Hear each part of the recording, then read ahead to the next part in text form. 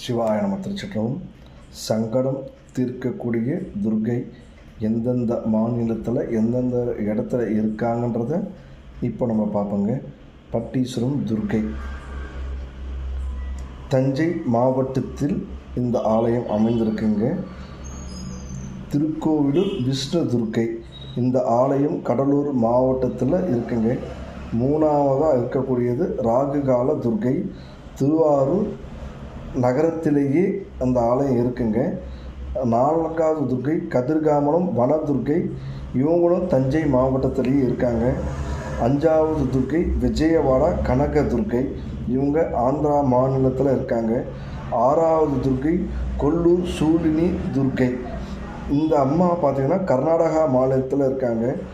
ஏழாவது துர்க்கை ரௌத்ர துர்க்கை, இவங்க மேற்கு வங்காள தேசத்தில் தரிசனம் கொடுத்துட்ருக்காங்க.